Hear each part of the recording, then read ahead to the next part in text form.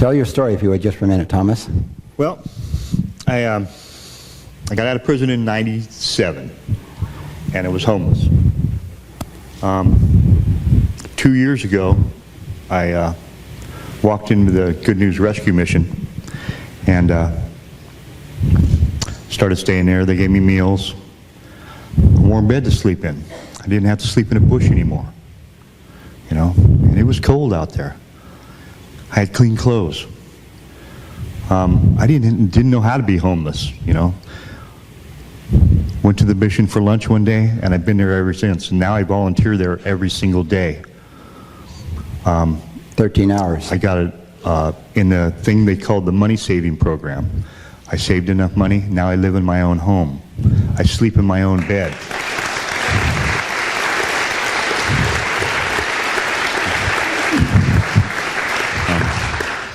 And I wouldn't have done it without the Good News Rescue Mission. You know, I had drug and alcohol problems. I got clean and sober. I got 16 months clean now.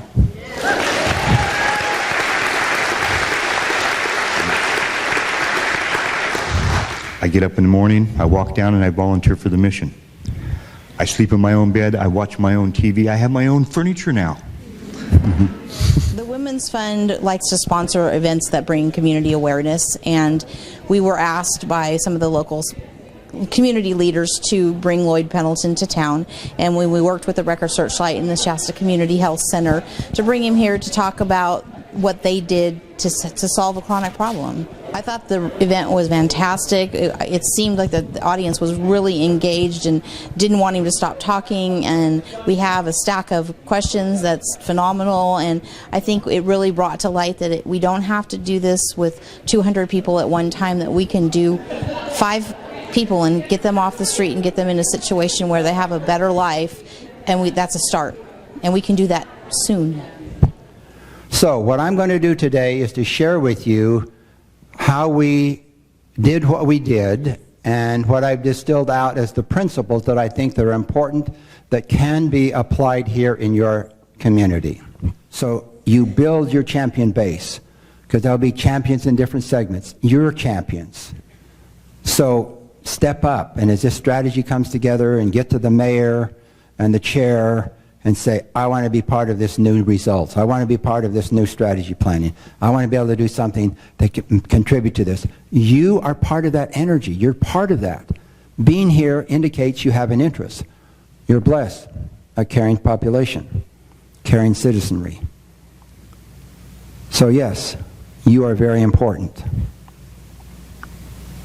You are very important.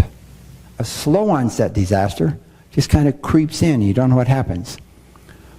Because if you had a sudden onset disaster, you have a crystal clear vision what needs to be done. You need to clean up the streets, you need to get the trees cut, blah, blah, blah, blah, blah, blah. So creating that crystal clear vision becomes really important. And that's what we talked about earlier, that you're in the process of doing.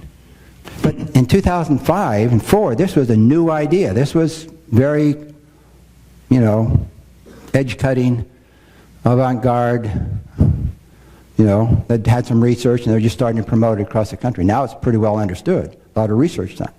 But you still have to believe it and experience it. So our pilots became very important. So I encourage you to do pilots. Start, learn. It's magic what happens. I think they need to keep pressuring the people that can make it happen.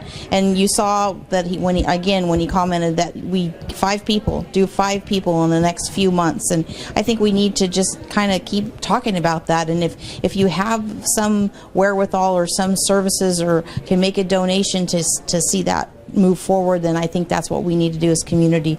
I think that our attitude in this community is changing. It's becoming more positive towards this issue and not such a negative, we need to get rid of them. I think they are part of our community. I see a little lady every day on my way to work, and I wonder, what can I do to help her? So I asked Dr. McMullen, what can I do? And he said, talk to her. So there are ways around, through, over, and under. If you're barrier-oriented, you'll find plenty of barriers. If you're solution-oriented, you'll find the solution.